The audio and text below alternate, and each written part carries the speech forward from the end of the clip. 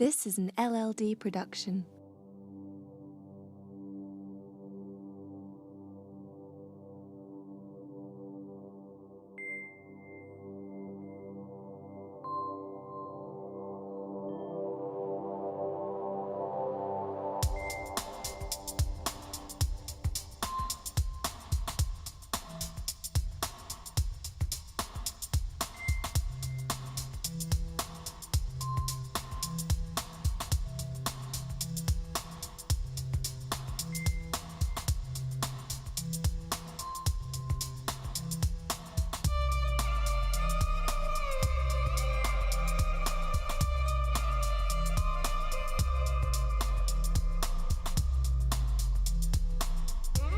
Welcome to this episode of Owlia's Opinions, the new podcast in which we take a better look into the world we love, learn new things, and debate the toughest issues the world has in store. I am your host, Armon Owlia. I am a journalism student here at Drexel University in Philadelphia, and it is time to enter the new School of Thought. First, thank you so much for listening to this episode. I know it came out a little later than I wanted, but this week has been very much busy for me with a lot of transitions, plus the fact that after this episode, I won't be doing another show for about a month, which will be the highly anticipated Year of Opinion show. We have so much lined up for that episode already, with musical guests Kada and Jack with no K coming out with pieces for that episode, plus a Q&A from you, the listeners, and, not to mention, an interview and the Owlia's Opinion debut of the future co-host, The Demon. So much to look forward to there. Don't forget also to go on our social media and put a question down so we can answer it. Only one rule: no spam. Already, I've received a lot of great questions, so just come up with a question and put it up by October 4th. So with all these details out of the way, let's get to it. Earlier in the season, I discussed artificial intelligence and the tremendous potential it has, as well as all the dangers that can come of it. However, I failed to mention a lot of other technological developments that could improve our lives.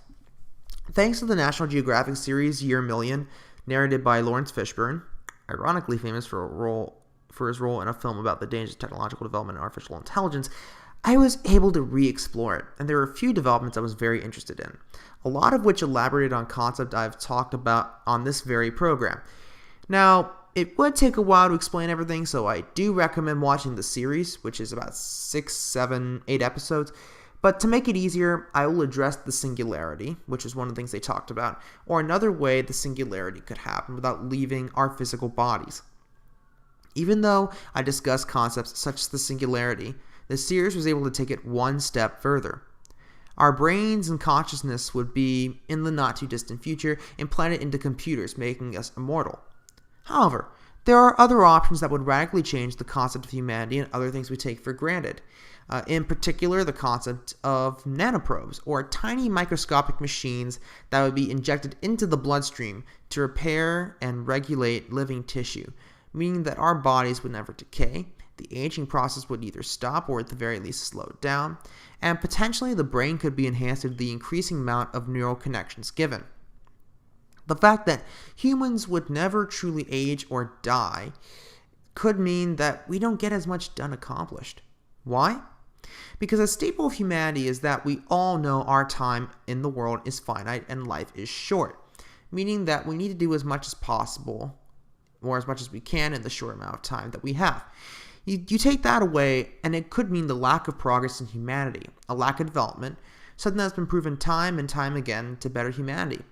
Look at how much we developed as a race since the Middle Ages of Europe. On the flip side, however, it could also mean that we experience a boom in technology and the level of creativity.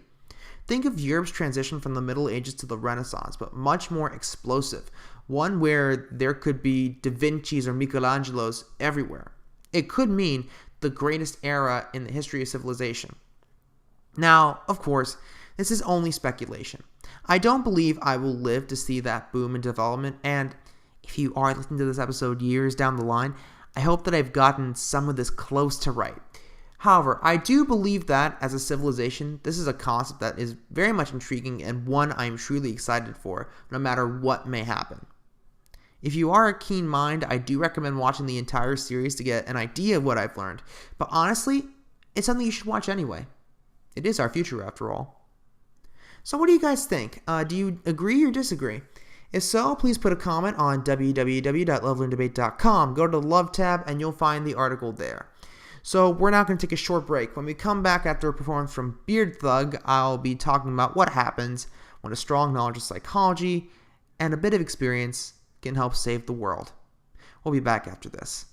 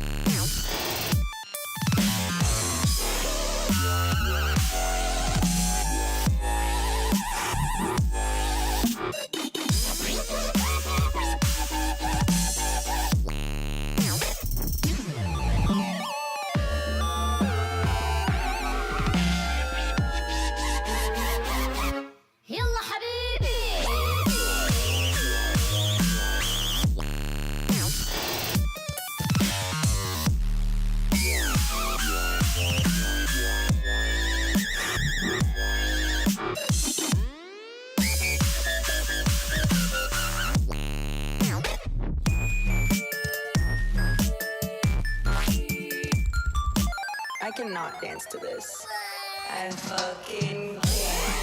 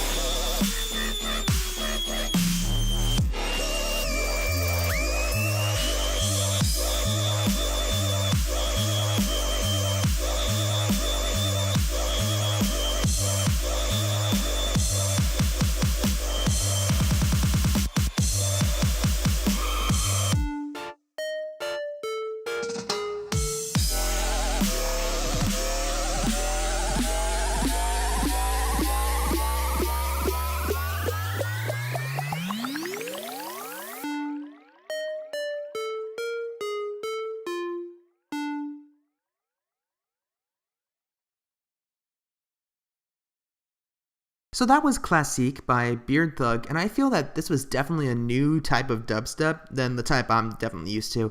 Amazingly unorthodox, but I love it. There were, for me, traces of old school techno with even instruments such as a theremin used, which is actually really old school. A nice balance between the old and new, and an amazing effort. Again, the song is Classique from the I Can't Dance to This EP, available now on iTunes, Spotify, and SoundCloud, with you able to be listening to any of Beard Thug's songs for free on Spotify and SoundCloud. Links will be in the description. I may have mentioned that a guilty pleasure of mine is crime shows. Actually, scratch that. My guilty pleasure is either personally solving and watching other people solving puzzles in which life is on the line. It forces people to really think on their feet, testing their knowledge and intuition, and most important of all, it shows really how smart someone is and how much they can handle the pressure. As a result, shows such as Criminal Minds, Bones, and Forensic Files, as well as films such as In the Heat of the Night, The Sounds of the Lambs, and Murder on the Orient Express, they rank high for me. But all 6 of these rely not only on forensic evidence, but on something else that is highly important: criminal profiling. Now, yes, criminal profiling is not truly a science. I'm aware of that. And yes, the wrong suspect has been apprehended many times due to criminal profiling. However, you can say that about any other piece of forensic evidence, so quite honestly, it doesn't matter. What has astounded me for years is, with a lack of forensic evidence, how the crime scene and victim can tell so much about the killer. Whether the killer, for example, is a man or a woman, the age, the ethnicity, whether or not the killer can have children or not, whether or not the killer is married, etc. A lot of these can be determined from even the smallest details at a crime scene. Recently, I've been reading the book Mindhunter, which has been adapted into a television series by Netflix. The author of the book is a former FBI agent named John Douglas. In my mind, the godfather of modern-day criminal profiling and one of the first criminal profilers in the world.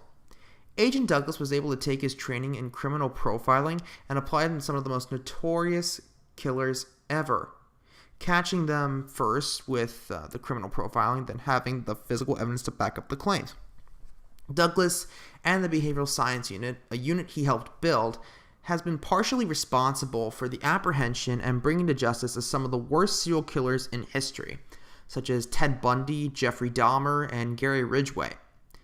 Douglas had highlighted in his book the ins and outs of working with local law enforcement and how difficult it could be, especially in the early days of the 1970s when criminal profiling was not taken as seriously.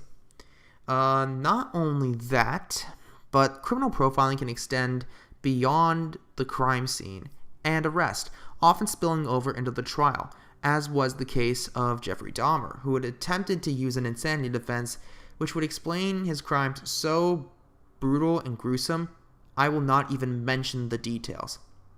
In any case, John Douglas was a key member of the prosecution that helped show the jury that Dahmer was legally sane, and because of that would be sentenced to life in prison with no possibility for parole. The popularity of criminal profiling took a spike in the late 1980s to early 1990s when author Thomas Harris wrote the books Red Dragon and most notably The Sounds of the Lambs, both of which would have a main focus on criminal profiling to catch their respective killers. Scott Glenn, who played the head of the FBI's Behavioral Analysis Unit, Jack Crawford, from Sounds of the Lambs, actually got his training from lectures hosted by Agent Douglas, with Jodie Foster training alongside FBI agents at Quantico to make the performance more believable. As horrifying as the film is, it is actually phenomenal to watch criminal profiling at work, with Clarice Starling, Hannibal Lecter, and Scott Glenn, Jack Crawford, all working to catch the killer, albeit with 2 of them having ulterior motives for doing so.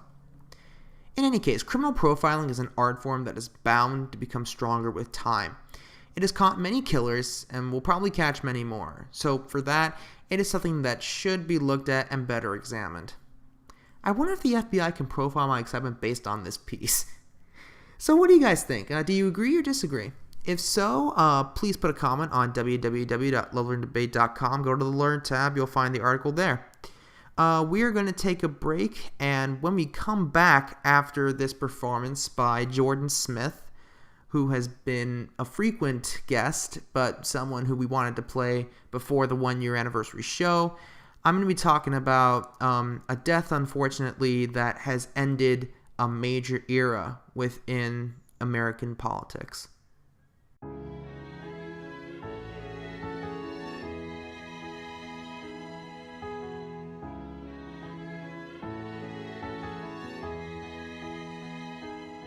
Somehow I scored a front row seat to watching love at its defeat and to seeing wasted time walk out the door.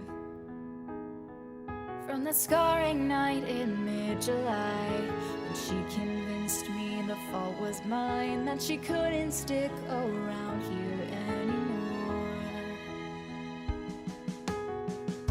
I never thought that I was strong, but in the end I know I'll be where I belong. The ship has sailed through every storm and wave.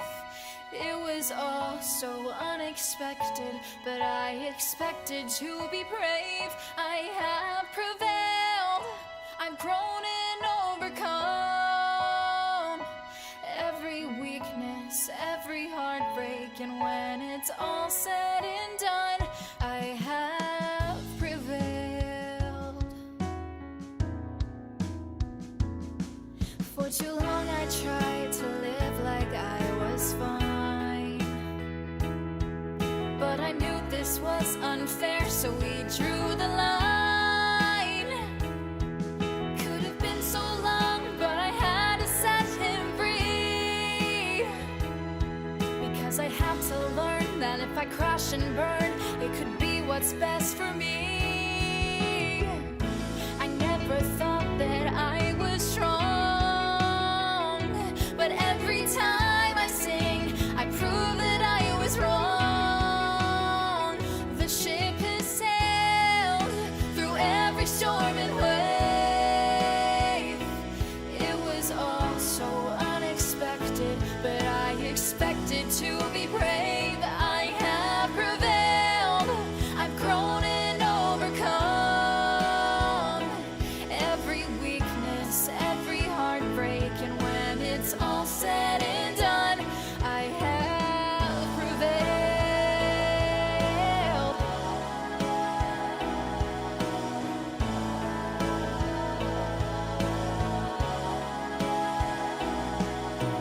Life is just a mystery, never knowing what you will find, and life is full of memories, ones to keep or leave behind. I've succeeded, I have failed, trust me, I've been broken down, but in the end I have prevailed, and look who's laughing now.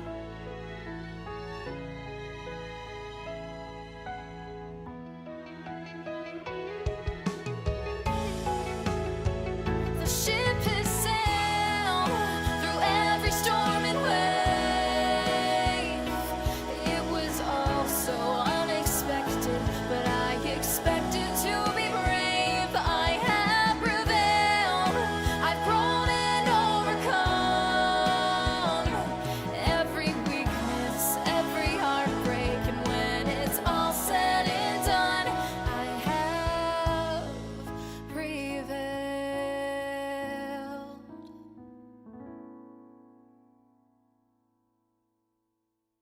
And now, some final thoughts. A debate to start at the end of this program. While we all knew that former Senator John McCain would unfortunately not win his recent battle with brain cancer, we all did hope. After all, this was a man who had for almost 3/4 of his life given everything he could to his country. He began his career as a captain in the United States Navy, ending up as a prisoner of war in Vietnam during the 1970s. Due to his father's position as an admiral, he was offered early release multiple times. However, each time he said no, because none of his other prisoners would be released. So, he stayed until the end of the war, undergoing physical and mental punishment that, even as a Republican, would shape his own personal ideology on torture and warfare. McCain returned to the United States a hero, ending up becoming Senator of Arizona in a landslide in 1987. A testament to his political staying power, he would run for election another 5 times, each of them in a landslide. He would run for president twice, once in 2000, losing the primary to George W. Bush, and then becoming the Republican nominee in 2008, losing, of course, to Barack Obama. However, in both, he lost with class and dignity, congratulating the now former presidents on their victories and working closely with them to ensure a brighter tomorrow. Oh, have times have so sadly changed. Sadly, however, after the election of President Trump, as well as the brain cancer diagnosis that would end up taking his life, these events would bring McCain to a crossroads.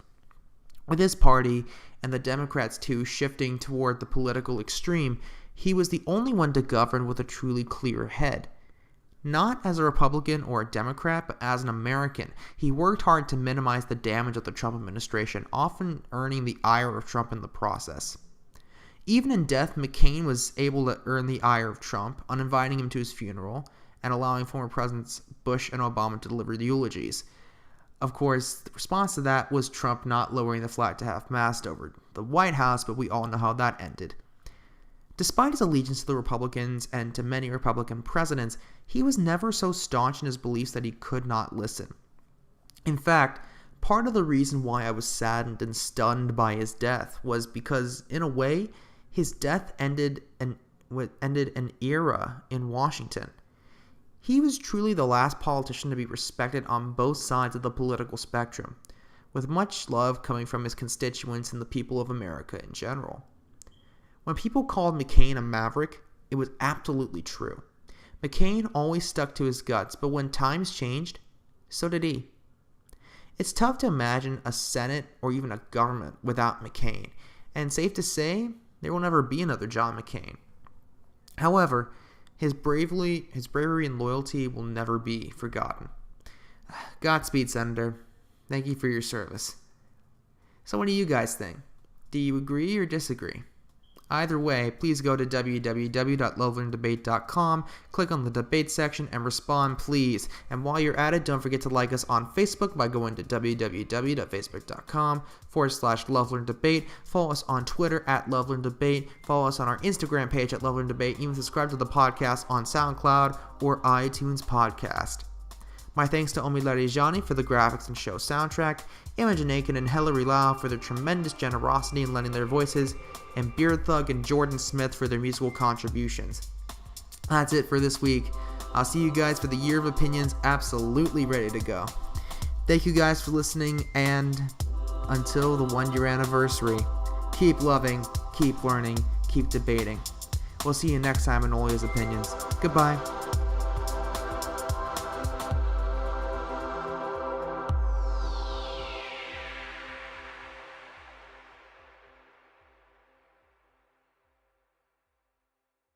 This has been an LLD production recorded in Philadelphia, Pennsylvania.